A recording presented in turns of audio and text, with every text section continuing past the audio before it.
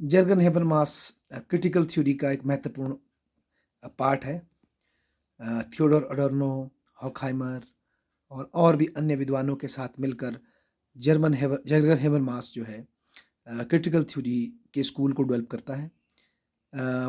परंतु Jurgen Habermas जो है वो पोस्ट मॉडर्निटी का एक बहुत बड़ा क्रिटिक है और वो ये नहीं मानते, जैसे फुको ने कहा कि दुनिया में किसी भी सत्य हमेशा रिलेटिव होता है, उस बात को वो नहीं मानते और ना ही वो हेडगेयर से मतलब एग्री करते हैं।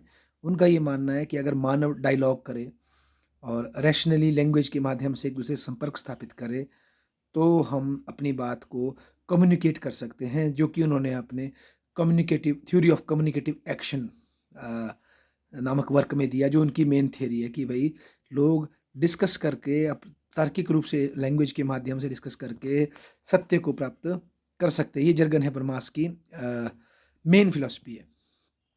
उसके पश्चात जर्गन हेबरमास ने पब्लिक स्फेयर के संदर्भ में अपनी बात रखी है। The structural transformation of public sphere की वो बात करते हैं कि उनका ये मानना है कि 19वीं शताब्दी में एक ऐसा पब्लिक स्फेयर था जब पूंजीवाद अपनी उत्पत्ति में आ रहा था कि कोई भी आदमी जो मेहनत करके अमीर हो गया वो आपस में डिस्कस करते थे अपने व्यापार के संबंध में, अपने इश्यूज के संबंध में, और मोनार्की का डिक्लाइन हो गया था। तो पब्लिक स्पेस बहुत खुला था और ना ही कोई स्पेशल न्यूज़ एजेंसीज थी। लोग खुद अपने आप जो है अपनी स्वेच्छा से हॉबी हॉर्सेस के आधार पर अपनी न्यूज़ मैगजीन्स और इस तरह की चीज़ें चलाते थे और खुल करके अपनी राय रखते थे। पर फिर वो कहते हैं ग्रेजुअली कैपिटलिज्म ट्रांसफॉर्म हुआ, ज़्यादा डेवलप हो गया, तो स्टेट की इंटरवेंशन बढ़ गई और बड़ी बड़ी कॉर्पोरेट्स अस्तित्व में आई और इवन न्यूज़ एजेंसी पर भी गवर्नमेंट का कंट्रोल बढ़ गया या ब्यूरोक्रेटाइज कंट्रोल बढ़ गया। तो इससे जो पब्लिक स्पेयर जो फ्री था लोगों के लिए, इसमें पूरा फ्रीडम था, उसको कर्व कर दिया गया और फिर से एक बार दोबारा से नया फ्यूडलिज्म पब्लिक स्पेयर पे आ गया। स्पेशल एक्सपर्ट्स हो गए, स्पेशल न्यूज़ एजेंसीज हो गई जो न्यूज़ कन्वे करती थी और इसमें आम लोगों का पार्टिसिपेशन सडनली एक्सक्लूड कर दिया गया, ऐसा हैबरमास मानते हैं।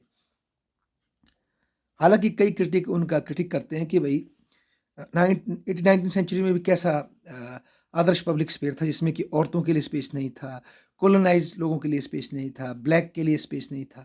तो ये इनका क्रिटिसिज्म भी है कि जो आप कल्पना कर रहे हैं आदर्श सिविल सोसाइटी की 19th सेंचुरी में पब्लिक स्पेयर की, वो भी बड़ा एक्सक्लूसिविस्ट था।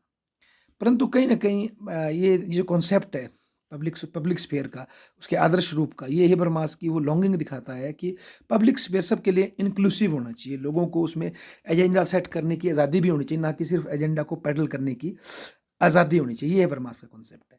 और आज इंटरनेट के युग में अगर हम देखें तो जब से इंटरनेट आया है तो इसमें ट्रांसफॉर्मेशन आई है और ज़्यादा। हालाँकि हेबरमास इसके प्रति बड़े पॉजिटिव नहीं है।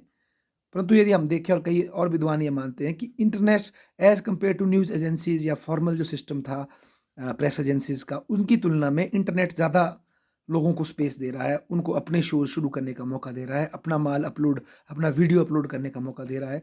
तो इससे स्पेस बढ़ा है। बहुत से लोग ये मानते हैं इंटरनेट के आने से इंटरेक्शन बढ़ी है। हालाँकि हेबरमास ये मानते हैं ज़्यादातर कंटेंट जो इंटरनेट पर है वो ऑलरेडी सेट है, पिक्चर के आधार पर है, ना कि डायलॉग पर आधारित है। पिक्चर, वीडियो और इस फॉर्म पर है, तो ज़्यादा वहाँ रैशनैलिटी के बजाय वो भी वही चीज़ पैडल करता है, लाइक डिसलाइक में।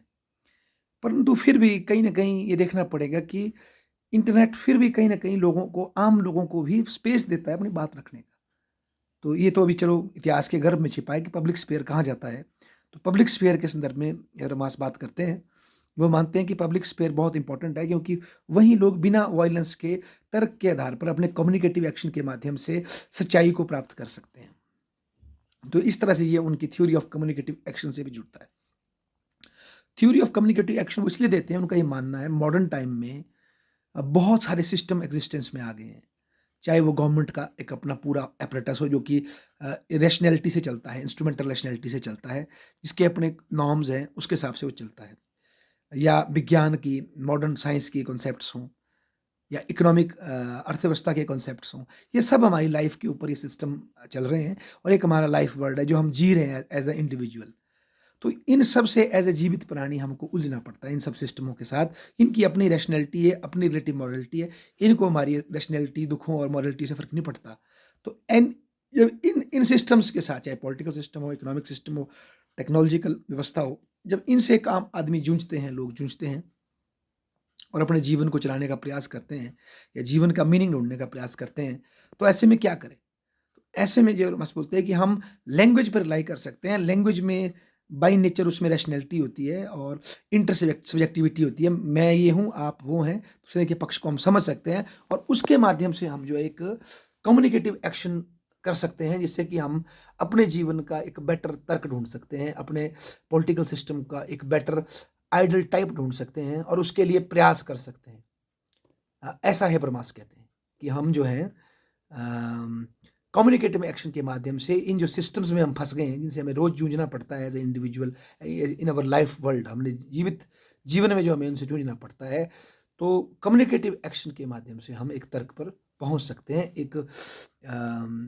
एक कंसेंसस पर पहुंच सकते हैं और यहीं से वो फिर फूको या जो और पोस्ट मॉडर्निस्ट है उनसे अलग हो जाते हैं, क्योंकि पोस्ट मॉडर्निस्ट सत्य तक पहुंचने को नहीं मानते, वो सत्य की रिलेटिविटी को मानते हैं कि सत्य कुछ ऐसा सच है नहीं। दूसरा, हेबरमास मार्क्सिस्ट थे, न्यो मार्क्सिस्ट, और वो ये मानते हैं कि मार्क्सिज्म को हमें उसको उसका जो डायलेक्टिकल मेटरलिज्म का जो एनालिसिस है उस तक लिमिट नहीं रखना चाहिए। बेसिकली मार्क्सिज्म जो है वो आज के ज़माने में कैपिटलिज्म के एवोल्यूशन को समझने की एक फिलोसफिकल अंडरस्टैंडिंग बन गई है, उसको समझने का एक मेथड बन गया है, ना कि कोई मेटरलिस्टिक साइंस है मार्क्सिज्म।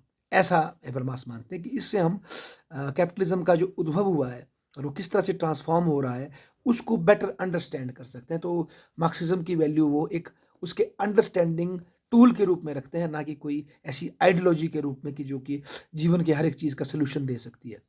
और कहीं ना कहीं हेबरमास जो ये कम्युनिकेटिव एक्शन की बात करते हैं, इसको वो अपने डिस्कोर्स से जोड़कर देखते हैं और वो मानते हैं ये जो डिस्कोर्स ओरिएंटेड जो सिस्टम होगा, यही बेसिकली लिबरल डेमोक्रेसी की रक्षा कर सकता है। और हेबरमास का भी जो आदर्श जो है वो लिबरल डेमोक्रेसीज है, जहाँ पर लोग पब्लिक स्पेयर जो कि इंक्लूसिव होगा, हर वर्ग को अपनी बात रखने की आज़ादी होगी और उससे जो है समाज के लिए बेटर सोल्यूशन सामने आ सकते हैं। पॉलिटिकल सिस्टम का में आदर्श क्या सुझाव हो सकते हैं या आदर्श स्टेप क्या हो सकते हैं, वो बाहर आ सकते हैं, पर उसके लिए जो पब्लिक स्पेयर है और उसमें जो कम्युनिकेटिव एक्शन है वो अलाउड होना चाहिए। ये उनकी एक शर्त है, यही डिफेंस है उनका, ये मानना है।